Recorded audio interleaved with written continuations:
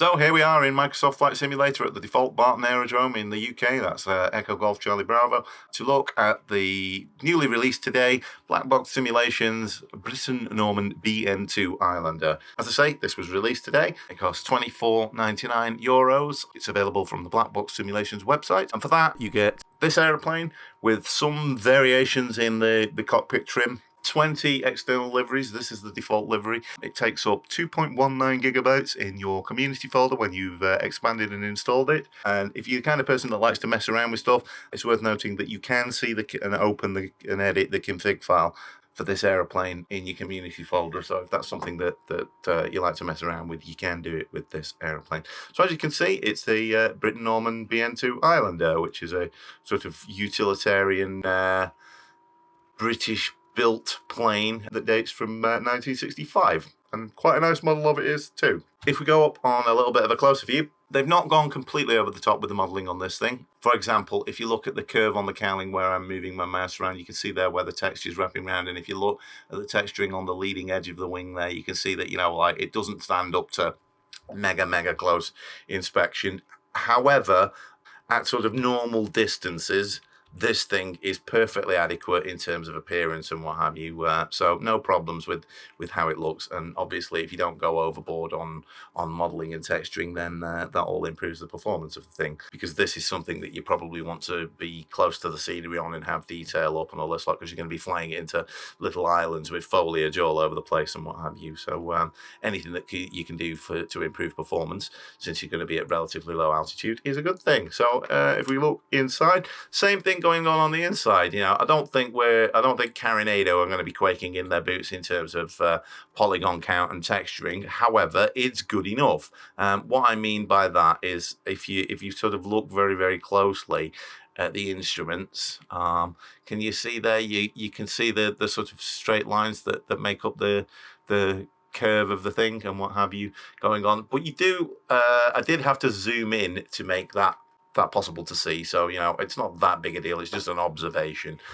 In terms of what works in this cockpit, pretty much everything that you do want or would want to work does work, because it's a relatively simple aeroplane in real life. And we'll get to what functions and what doesn't function in a moment. But first, what we need to do is we need to close all those doors, because if I look on the external view, you can see that I've got the forward passenger door open, I've got the pilot's door open, I've got the rear passenger door open, and I've got the cargo hold open. Now you can, if you want, actually click on the doors to open them. So if you like hitting the door handles, you can. And you can do that with all of those things, even though they're sort of a long way back. You can see I'm getting like tooltips for those. Or alternatively, as a little bit of a concession to the sim, what you've also got is these switches here that will allow you to shut stuff if you want to. Now, you can see that we've got a passenger on the first passenger row there. We can get rid of that passenger if we want to. I'm not sure she'd weigh 340 pounds looking at her, but there you go. Or if she does, she's hiding it very well. Now, the other concession to this being a flight simulator is that you can hide the yoke, but unlike a lot of flight simulator planes where you tend to sort of click here or click here, there, or what have you, what we've got is that switch hides the pilot yoke, and for the co-pilot yoke, it's that switch there. So yes, you can hide the yoke, and you probably will want to get to those switches. So in terms of switches, what does actually work? Well, this doesn't work, but there are lights and what have you in the cockpit, which we'll see in a minute or two. So, but that thing there doesn't work. That does actually function as a light, but you can't sort of change the angle of it. And the heater switch there doesn't work. That's the same on that side. So you're not going to be messing with that switch or moving that around. Other than that, and the circuit breaker switch is down there, pretty much everything else does function. Obviously, all of the instrument gauges function.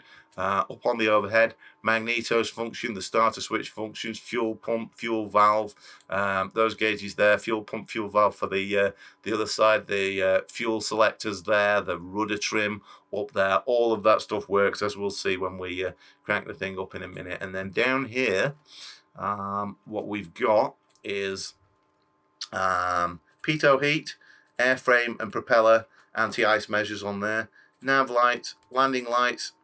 You can have the landing lights pulse beacon light, strobe light. The cabin light switch does work, but you'll notice that I'm going to have the battery on before it'll let me flick that switch. Now what I want starboard generator, port generator. There is an external power supply that you can have, and what we want to do is we want to make sure that this is on the battery for starting. Now what I will now be able to do, because we've got the battery on there, is I will now be able to show you the instrument lights on here. So I'm going to turn those up like that, and then what I'm going to do is I'm going to make it nighttime so that you can see what's going on like that. So if we go there, you can see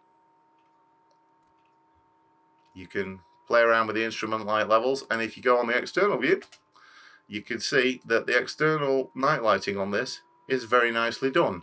I've got pulsing landing lights on there, and when I come around here on the wingtips, you can see that I've got the strobe lights flashing on the wingtips and the nav lights, and I've got a rotating beacon on the tail, and the light is spilling out of the cabin and what have you, and it's all very nice. And one of the nice things about that as well is that they're not weedy like they are on some flight simulator planes. That you can actually see the rotating beacon light in the daylight, and you can see the strobes flashing in the daylight and stuff like that as you can on the real thing. So you know, good job on the nav lights on the thing, because that's a bit of a pet peeve of mine when the lights are weedy on flight sim planes. Now, so I've got that on the battery, and I probably don't want the cabin lights on because we're in daylight again, and that's going to be wearing the battery down. So let's get this thing cranked up. So what we're going to need to make sure is that we've got the mixture levers fully forward, because we're, you know, not far off sea level here. And then what we need to do is we need to get all this stuff on. So I'm going to get the fuel pump on, and I'll do the same thing on the other side. So we've got the fuel pump for left and right, and I've got the right mags on, and I've got the left mags on, like that. And then I open this guard up here, like that. And then what I've got is I've got the starter switch. It's a rocker switch for left and right. So I'm going to start the left engine. Now, obviously, in real life, what I would do is I would open this panel here and yell to that guy, "Clear prop," like that. But, you know, if he's not going to move out of the way, that's his lookout. So right engine cranked up, and left engine cranked up. Now, if we rev that up a bit, and we'll go on the external view.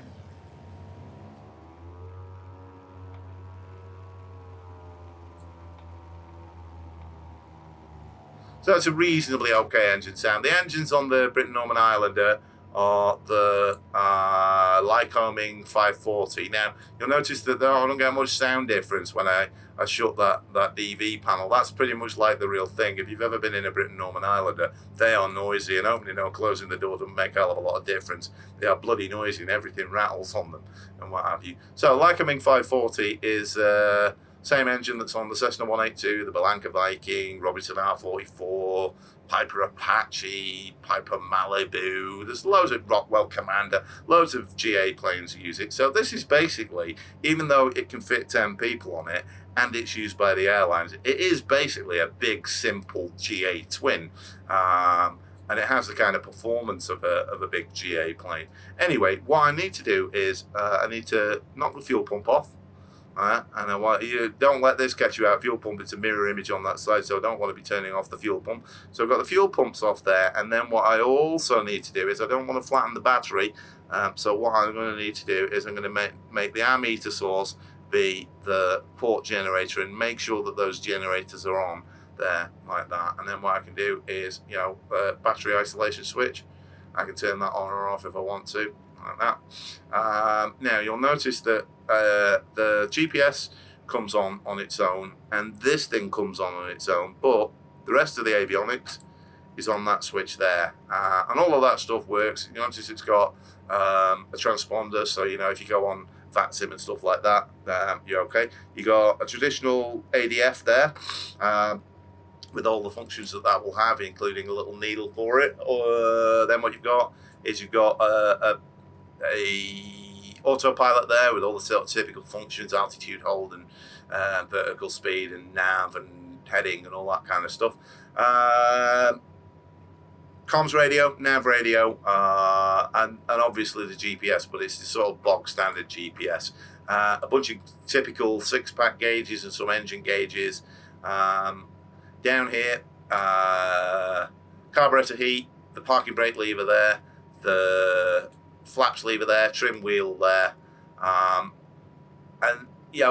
that's really about the size of it, to be honest. This is a very, very basic GA plane that you can happen to be able to fit 10 people on it. That's what it was conceived as, and that's what it is. Now, that's something that you ought to bear in mind if you're considering purchasing this. It's not a fancy plane. You're not going to win any high-speed races in the thing, but if you use things like air hauler, it's not a bad passenger plane for short hops, and it's not a bad cargo plane for short hops. I think that's and for sort of zipping around islands. The plus point of it is that you can land it at very low speed and you can take off at fairly low speed, and it doesn't need massive runways.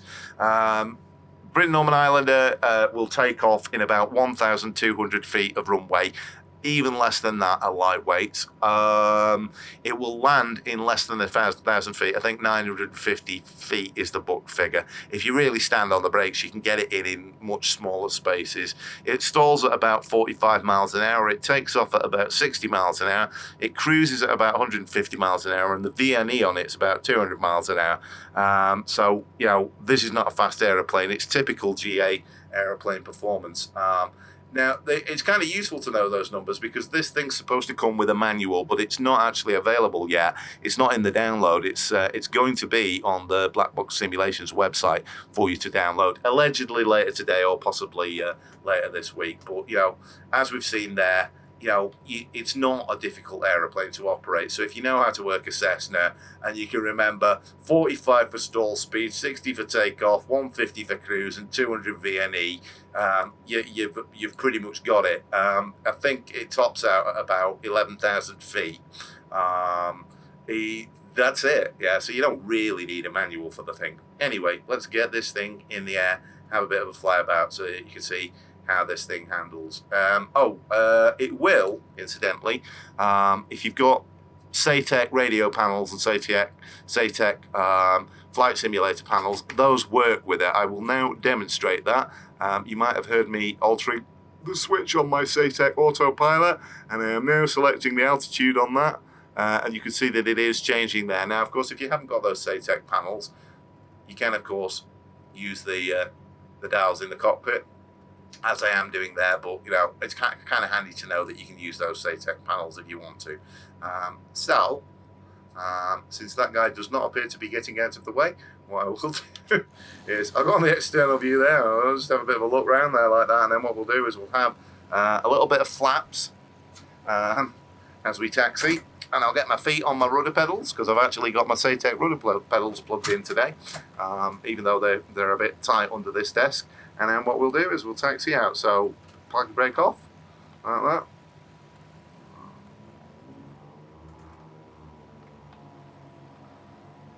There we go, take that guy's head off.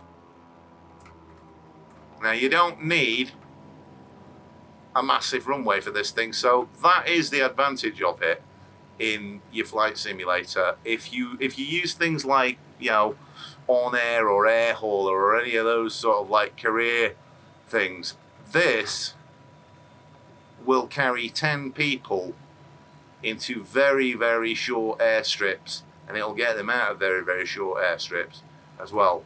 And that's really where its advantage is, and that's why in the real world it's an incredibly popular plane. They first built it in 1965, so it's kind of interesting to think that when this thing made its maiden flight, the Beatles were in the charts, and Elvis was at #1 on the day that this made its debut flight.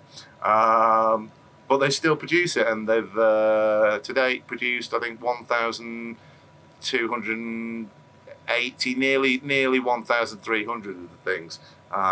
So very, very popular aeroplane, and with good reason, because it's a great utility plane. Anyway, let's get this thing in the air.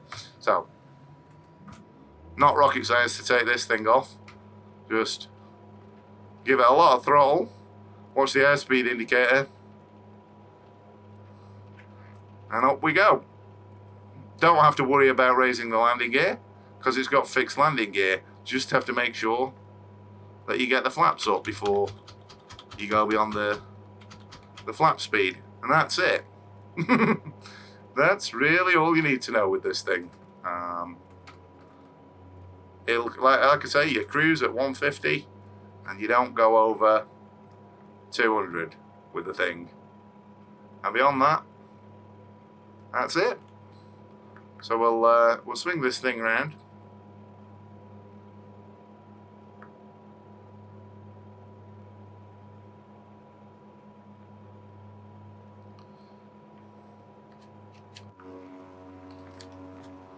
Let's move the camera around so you get a bit of a better view of the thing. So we're on the downwind.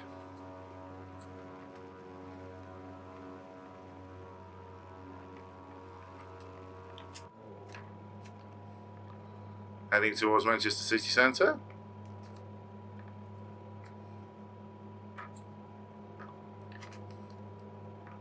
So yeah, real thing, first flight 1965. There is, and it's still in production, there is a sort of slightly souped up version of the Britten Norman Islander. In fact, there's two souped up versions of it. There's a longer fuselage version with 3 engines, which is the Trilander. It has the 3rd engine mounted on the tail. It's a weird looking plane. And there is also a gas turbine engined version of the BN2 Islander, the same as this plane, which instead of having those 540 normally aspirated engines on it, has Rolls-Royce gas turbine engines on it, and that can make it up to 25,000 feet and is about 50 miles an hour faster than this.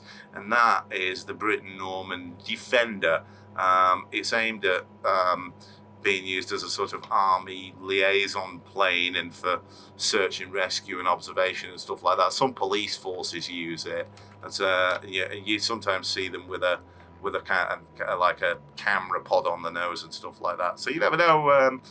Black box simulations might get to sort of bringing out that version of it at some point.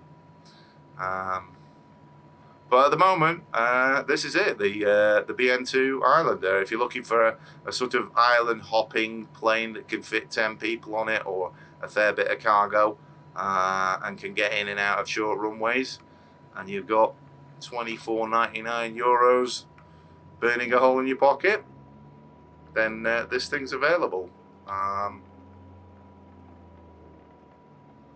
Let's bring it in for a landing.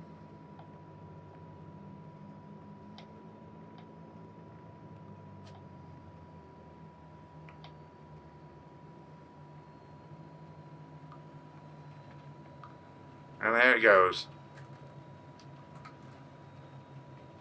So, doesn't require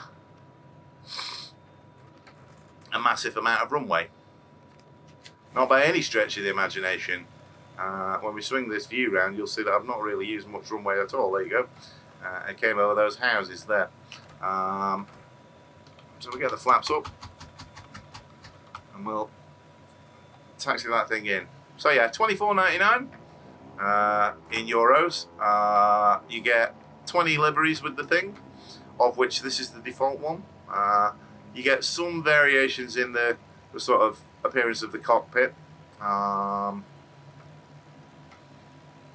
it's sort of like a kind of cheap and cheerful airplane. So if you want a kind of big twin for air hauler or on air or any of those sort of like career type things that you've got in Flight Simulator, this is a pretty good choice, this, because it would be an aeroplane that you would be able to get access to in your career mode fairly quickly, yet it would still be pretty capable.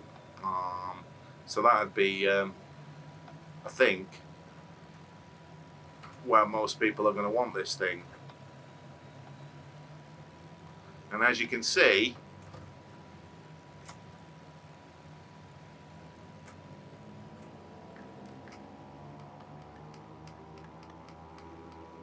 look at that. Skills, eh? As you can see, you can maneuver it about in fairly small spaces as well. Interestingly, if you look on, if you search for shortest commercial airport runway in the world on YouTube, you'll see one of these landing at one of the smallest runways there is.